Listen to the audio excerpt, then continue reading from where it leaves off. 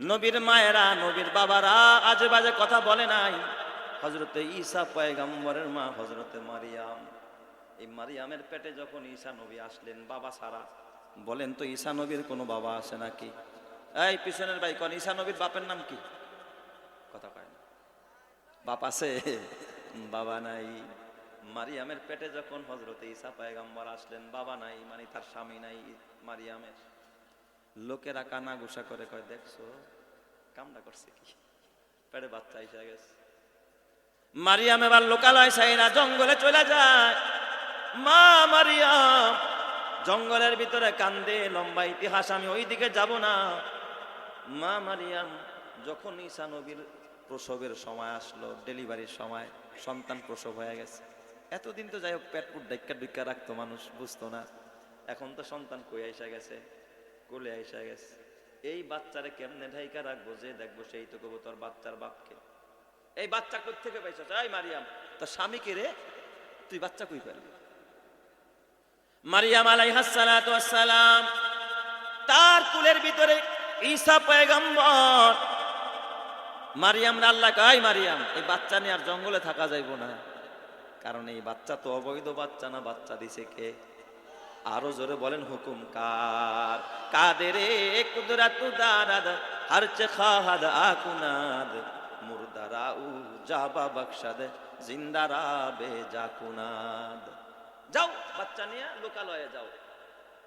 মারিয়াম ডাক দিয়া বলে, আল্লাহ ও আকাশের মালিক, তুমি বললে তো আমি মানবো, আমি চলে যাব, কিন্তু যদি আমার লোকেরা দেখে আর জিজ্ঞাসা করে, ও মারিয়াম বাচ্চা কই পালি, বাচ্চার বাবাকে আমি কি জবাব দিব? জবাব শিখায়া দাও। এটাই ছিল আমার মূল বলার মাকসাদ। আল্লাহ তাআলা জবাব শিখায়া দেয়, আল্লাহ তাআলা জবাব শিখায়া দেয়, যুক্তি শিখায়া দিয়েছে। যেমন এমনি যুক্তি দিয়ে কথা কবি, যুক্তি দিছে, যুক্তিবাদী বানায় দিছে মারিয়াম রে? না না, আল্লাহ যুক্তি শিখায়া দেয় নাই, আল্লাহ তারে মুক্তির পথ শিখায়া দিছে। কোন পথে মুক্তি? বিশ্ব নবী এমনি এমনি বলে নাই মান সমাতানা যা, যে চুপ থাকে সে কি পায়?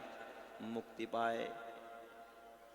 আল্লাহ তাআলা মা মারিয়াম রে শিখায়া দেয়, ফাইম্মা তারাইন্না মিনাল বাশারি আহাদা, ও মারিয়াম লোকালয়ে গেলে কোন মানুষ যদি তোমার কোলে বাচ্চা দেখা ফেলায়, ঈসা পয়গম্বরে যদি একটা নজর দেখে ফেলায়, কেউ যদি দেখা তোমারে জিজ্ঞাসা করে, মারিয়াম বাচ্চা কোথায় পাইলা, বাচ্চার বাবাকে, ফাকুলি ইন্নী নাযারতু লিররহমানি সাওমা ফালান উকাল্লিমাল ইয়াউমা ইনসিয়া।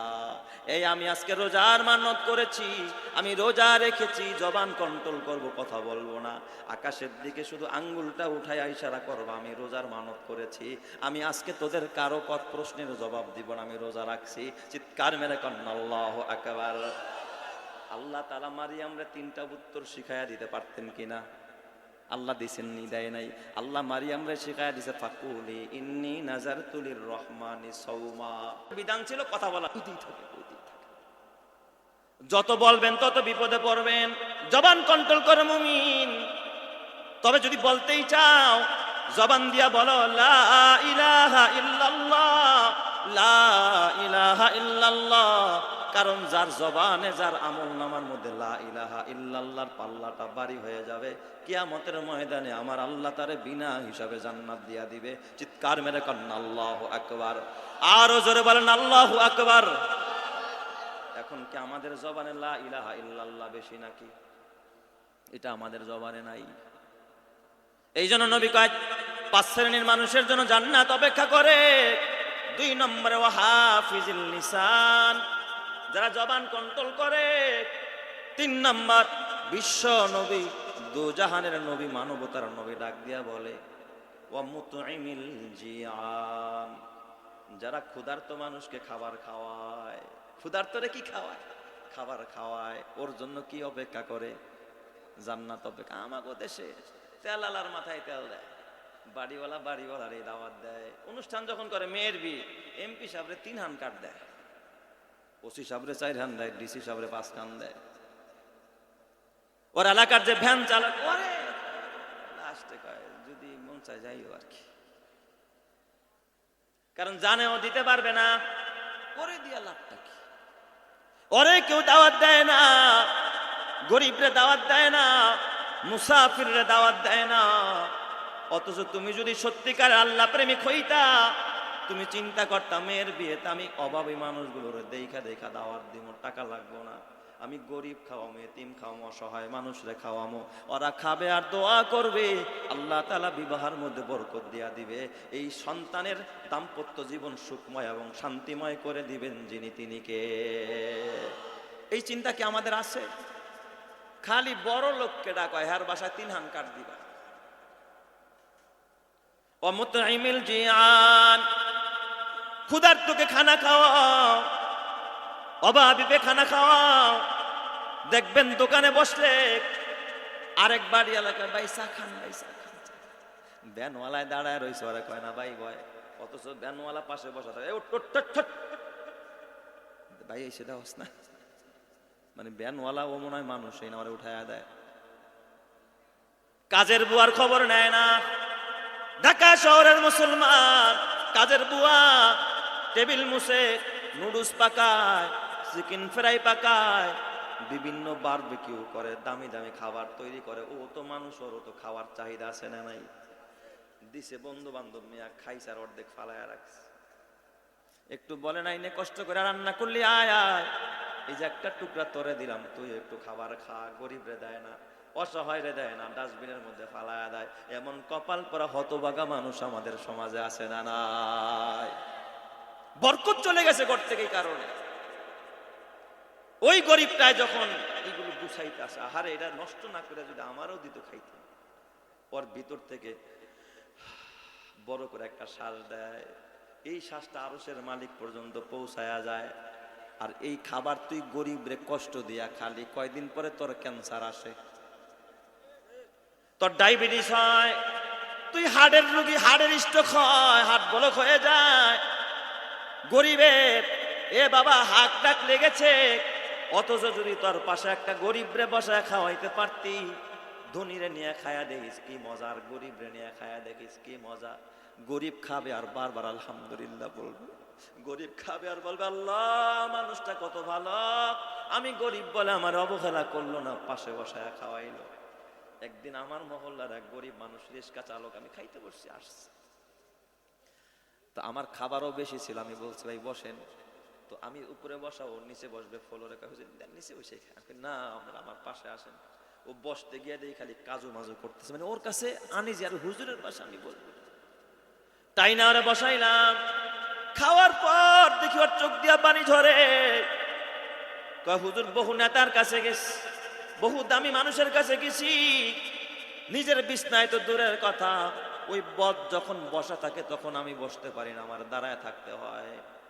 আপনি আমার এত সম্মান দিয়া বসাইলেন, তার মানে আলেমের কাছে আইসা ইজ্জত পাইলাম, কোরআনওয়ালার কাছে আইসা সম্মান পাইলাম, কারণ কোরআনওয়ালারা কোরআন চেনে, আল্লাহওয়ালারা আল্লাহ চেনে, আলেমরা আলেম চেনে, জান্নাতীরা জান্নাত চেনে, যারা চেনে তারা কেনে। কথা ঠিক না ব্যাটিক জোরে কর। এ আমার বাবা, কারে খানা খাওয়াবি চিনুস না, খানা কারে দিবি চিনুস না, একটা গরিবের মুখে খানা খাওয়ায়া দেখ, দেখোস না বুখারীর হাদিস, একজন বেশ্যা মহিলা, চরিত্রহীনা মহিলা, এ আমার বাবা যার স্বভাব খারাপ, নেচার খারাপ, চরিত্র খারাপ, বেশ্যাগিরি করে, রাতের বেলায় পর পুরুষের বিছনায় ঘুমায়, বুখারী শরীফে হাদিস আসছে।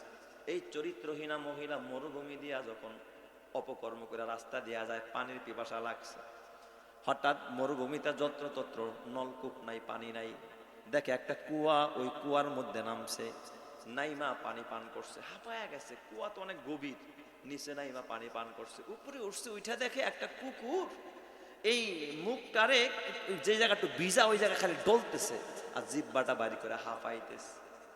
মহিলাটাই মনে করছে যেহেতু ভিজা জায়গায় কুকুর মুখ লাগায় এমন করে, মনে হয় কুকুরেরও পানির পিপাসা লাগছে।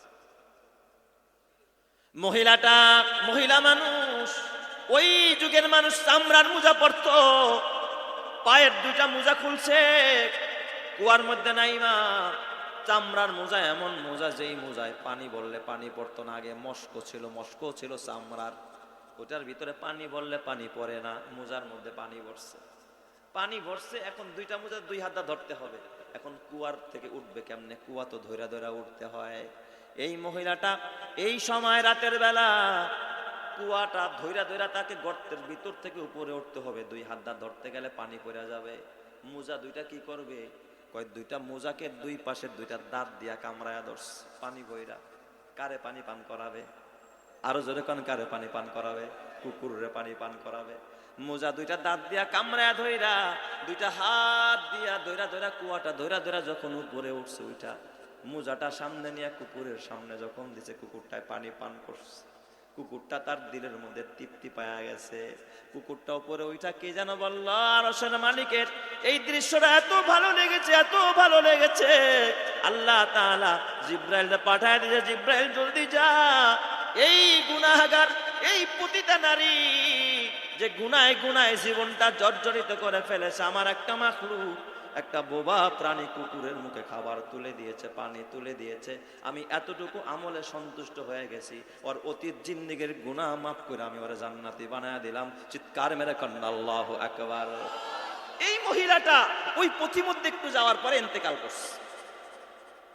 বুখারীর হাদিস, মহিলারা জান্নাতে চলে গেছে।